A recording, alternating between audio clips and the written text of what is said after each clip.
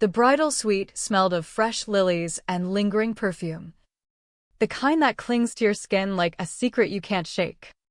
I stood there, Emily Harper, adjusting the sharp collar of my deep navy gown, no frills, no lace, just clean lines that screamed control in a world that had taught me to command it. As a high-ranking Army colonel, I'd stared down threats in dusty briefing rooms and led operations where one wrong move meant lives lost. But nothing prepared me for the door bursting open. My stepmother Susan storming in like she owned the chaos she carried. In her manicured hands, an envelope thick with glossy photos. "Emily," she hissed, her voice a blade wrapped in fake concern. "You can't marry him. He's betraying you." She slapped the images down on the vanity. Ryan, my fiancé, laughing too close with some brunette at a cafe, her hand on his arm. The room spun. Not from shock, but from the cold realization this wasn't a warning. It was an ambush. I didn't crumble. My training kicked in. Breathe. Assess. Respond. Susan expected tears. A breakdown. Maybe even a canceled wedding. She didn't know the woman she'd raised a glass to the night before. The one who'd survived deployments where betrayal meant death. Not just heartache. "Get out," I said, my voice steady as a sniper's aim. But inside, the hurt bloomed like a bruise you don't notice until it turns purple. Why no? Why her? Susan had married my father, Richard. After Mom, Linda, passed from cancer when I was 12. She'd brought her daughter, Brittany, into our home, turning family dinners into subtle battlegrounds where compliments hid barbs. I'd learned early to smile through it, to keep the peace for Dad's sake. But this was war declared on my happiest day. Flashback to the rehearsal dinner 2 nights earlier. At that upscale vineyard in Napa Valley, string lights twinkling like false stars. Tables groaning under artisanal plates. Susan clinked her glass, her tight pearl dress hugging curves that screamed, "Look at me. To love and new chapters," she purred. Then turned her gaze on me. "Handsome men like Ryan are tough to hold on to, aren't they, Emily?" The table chuckled nervously. But I felt the jab land, implying I wasn't enough. Too rigid. Too military. Ryan squeezed my hand under the table, but his eyes stayed glued to his plate. No defense. Just silence.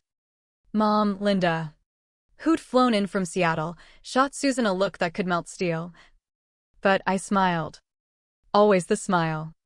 In my world, reacting hot meant losing ground. Better to observe. Plan. That night, as guests trickled out, I lingered on the stone path, heels clicking like Morse code.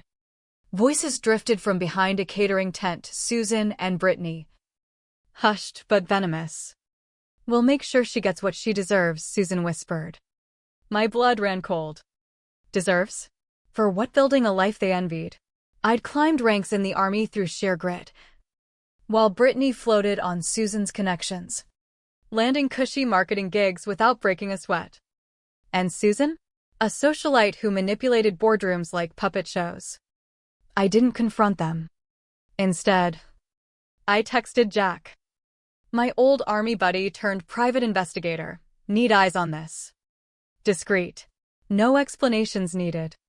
He'd seen me through worse. The next day dragged like a bad up. Mom helped me with my hair in the hotel room, her hands steady as ever.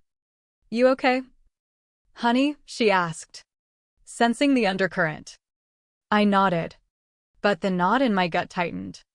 At the estate for the final walkthrough, my place card at the head table was shoved to the end, next to the kitchen door, prime view of servers rushing plates. Ryan sat prime between Susan and Brittany.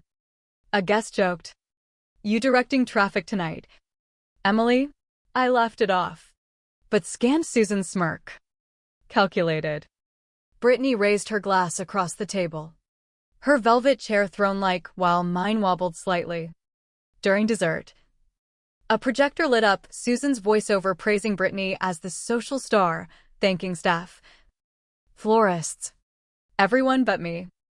The applause stung like salt in a fresh cut. Mom's jaw set hard. I excused myself. Slipped into the staff area.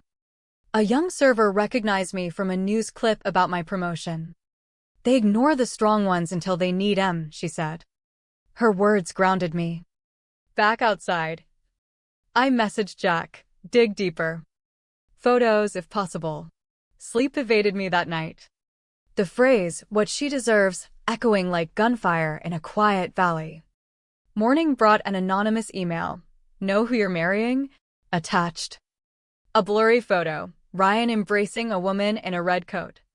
My hands stilled. It looked like him. But ops had taught me, verify. I checked metadata, timestamp 3 nights ago. Location scrubbed. But the cafe's neon sign rang familiar. We'd been there together once. I called Jack, proceed. No panic. Just protocol. He was ex-Special Forces, now freelancing in digital forensics. Efficient. No questions.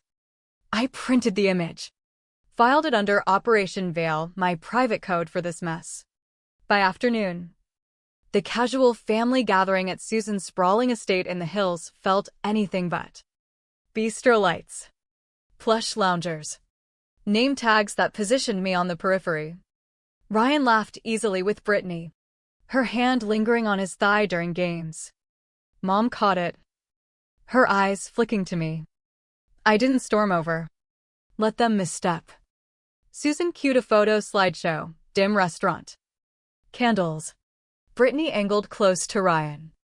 The waiter thought they were a couple, Susan cooed. Laughter rippled. I raised my glass, to women bold enough to insert themselves where they don't belong. The tension spiked. Brittany's smirk faltering. Upstairs in Susan's den. I accessed Jack's app. Hidden cams in the garden captured it all. Brittany's touch. Susan's orchestration. I logged. Physical overreach. Social manipulation. Ryan complicit via inaction. Texted Jack. Full trace on Brittany's contacts. Evening brought a package from Susan's printer, wedding invites embossed gold. But reading Ryan and Brittany, my name erased. Mom's face hardened. This is war. I posed as Susan's assistant. Called the shop, approved twice by email. Precise sabotage. Screenshots from a bridesmaid showed a VIP chat excluding me, Susan coordinating seamless. No surprises. Exclusion cut deeper than insults. In my home office, my war room, I pinned evidence. Altered florals. Photographer notes. Shuttle lists with Brittany's name swapped. Sent to Jack, asset trace. At midnight. I jotted. They designed the trap. I redesigned the exit. The gallery tribute the next day reeked of setup. Oil paintings. Champagne. Brittany front and center with Ryan. Central board. Photo of her whispering to him. Framed intimate. Susan, they look like a magazine couple. Dad shrugged it off. Don't overreact. His dismissal stung, always the peacemaker. Blind to the barbs. Home. Jack's file confirmed, photographer on Susan's payroll. Notes for emotional impact. Side-by-side candids showed truth versus fiction. Added to narrative control folder. Final shot. Brittany slipping the photographer cash in an alley. The vineyard pre-wedding bash shimmered false jazz. Wine. Brittany in stark white satin. Slit daring. Whispers. Is she the bride? Ryan froze. Said nothing. Overheard Susan to him. Don't tie yourself to exhaustion. Her fear of my strength clear. I toasted. To those who stand while others plot falls. Shifted the air. In my car. I lifted the cloth over my gown, navy. Epaulette's subtle nod to rank. Command. Not confusion. Wedding morning. Clarity hit like dawn patrol. Sweet buzzed. But I centered. Susan burst in with proof, clear photos of Ryan and the brunette. He's a liar. I studied them. Then called in Mom. Ryan's dad. Ryan. Explain. Ryan, that's my cousin Anna from Ohio. Family catch-up. Mom confirmed. Susan's mask cracked. Jack knocked, ready. Screen flickered at the delayed ceremony, side-by-side photos. Metadata proving edits. Audio, Brittany plotting my freak out. IP traces to Susan's home. Gasps. I took the mic. This is about dignity reclaimed. Susan and Brittany escorted out. Mom walked me down the aisle. Ceremony stripped. Sincere. Reception. Jack handed a drive, more if needed. Home. Unwrapping gifts. A note from Mom, seeing you strong was enough. They'd reassigned her seat, exile attempt. Fury cold. Delivered decor to a women's shelter. Deleted Brittany's number. Opened drive. Emails plotting my meltdown, sale to tabloids. Called PR specialist, firewall. Traced IPs. Filed injunction for defamation. Susan called, out of hand. You erased me. No second chances. Visited base recruits. Command respect without explaining your worth. Shadow box from Ryan and Mom, insignia. Personal vows. Burned a letter to them. You fell off your own stage. News alert. Susan sued by another, same pattern. Sipped tea. Not my war anymore. The price? Scars. But strength forged in silence.